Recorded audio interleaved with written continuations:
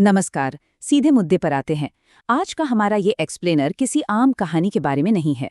हम एक ऐसी पौराणिक कथा का विश्लेषण करने वाले हैं जो दरअसल मानव मनोविज्ञान यानी ह्यूमन साइकोलॉजी का एक बहुत ही गहरा रहस्य खोलती है।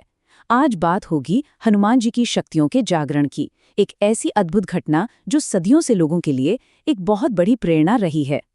तो चलिए इसमें गहराई से उतरते हैं और उस सबसे बड़े सबसे बेसिक सवाल से शुरुआत करते हैं।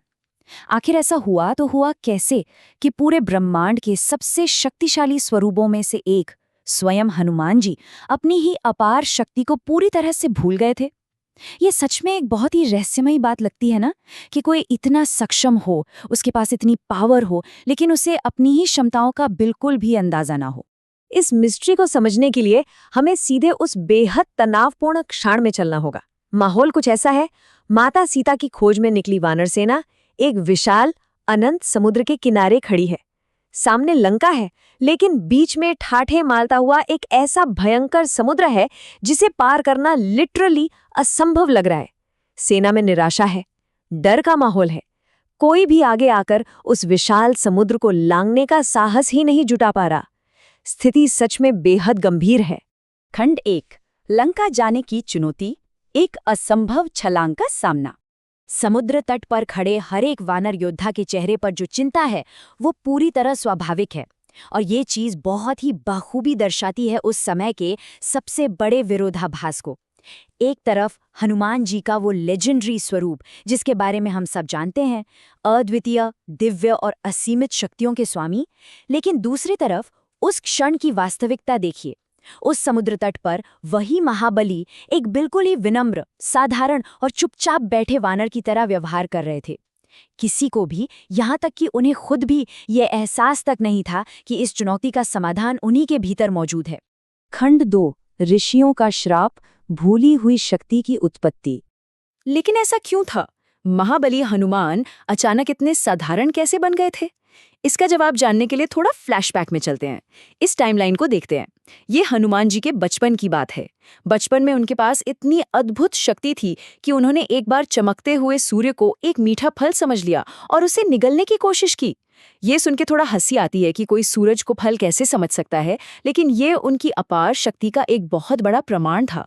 हालांकि उनकी एक आदत थी, वे अपनी शक्तियों का उपयोग खेलकूद में करते थे और कभी-कभी अपनी नटखट हरकतों से ध्यान में बैठे ऋषियों और मुनियों को भी परेशान कर देते थे।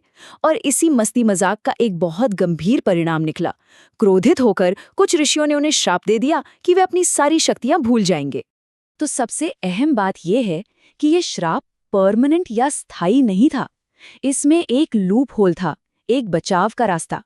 श्राप की शर्त ये थी कि हनुमान जी की शक्तियां उनके भीतर ही मौजूद रहेंगी, बस वो एक सोई हुई अवस्था में होंगी। वे तब तक उन शक्तियों का इस्तेमाल नहीं कर पाएंगे जब तक कि कोई तीसरा व्यक्ति आकर उन्हें एक्टिवली उनकी असली पहचान और उनके भीतर छिपे हुए सामर्थ्य की याद न दिलाए। खंड 3, जामवंत का मार्गदर्शन, एक अति महत्वपूर्ण याद। अब वापस उसी समुद्र तट पर आते हैं। वानर सेना डरी हुई है, हनुमान जी चुपचाप बैठे हैं और सब कुछ एकदम इम्पॉसिबल लग रहा है। जब सारी उम्मीदें दम तोड़ रही थीं, तब सेना के सबसे अनुभवी और ज्ञानी सदस्य जांबवंत जी आगे आए। उनका अनुभव इस पूरी कहानी का टर्निंग पॉइंट बनने वाला था। जांबवंत जी सीधे हनुमान जी के पास गए और उन्होंने वो शब्द कहे जो इतिहास में अमर हो गए। तुम वही हो जिसने बचपन में सूर्य को निगलने की कोशिश की थी। तुम्हारे अंदर अपार शक्ति है। ये सिर्फ कुछ शब्द नहीं थे, ये वो मास्टर की थी जिसने उस श्राप के ताले को खोल दिया। जांबवंत जी के इन सटीक, ऊर्जावान शब्दों ने एक कैटलिस्ट का काम किया। उन्होंने हनुमान जी को उनके उस गौरवशाली अतीत की याद दिला दी जिसे वे पूरी तरह से भूल चुके थे। खंड 4, शक्ति का जागरण, अपनी असली क्षमता को पहचानना। चलिए आगे बढ़ते हैं और देखते हैं कि ये आगे कैसे बिल्ड होता है। जामवंत जी के शब्दों को सुनते ही घटनाओं का एक बहुत ही तीव्र और भव्य सिलसिला शुरू हो गया। इन चरणों को देखते हैं। पहला चरण, हनुमान जी के भीतर अचानक से एक अदम्य आत्मविश्वास, एक सेल्फ कॉन्फिडेंस जाग उठा। उनकी सारी शंकाएं धुल गईं।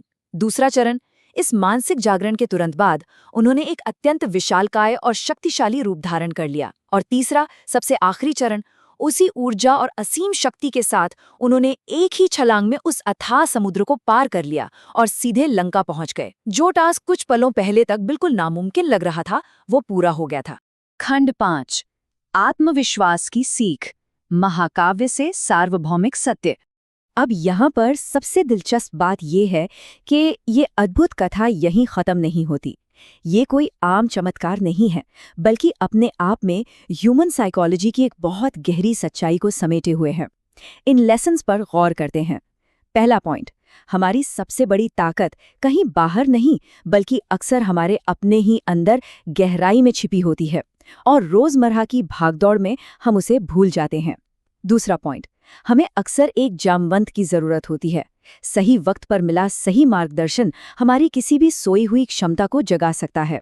और तीसरा, जब एक बार खुद पर पूरा विश्वास हो जाए तो कोई भी चुनौती, चाहे वो कितनी भी बड़ी क्यों ना हो, एक असंभव समुद्र नहीं बल्कि एक पार करने योग्य रास्ता बन जाती है। और इसी विचार के साथ हम इस एक्सप्लेनर के अंत में आते हैं।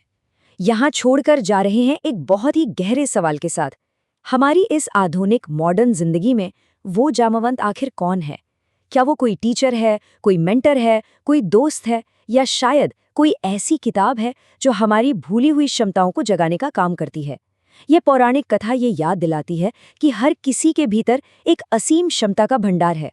बस जरूरत है तो उस सही आवाज की जो हमें हमारी अपनी ही शक्ति से रूबरू करवा सके। इस पर गहराई से विचार करना तो बनता है।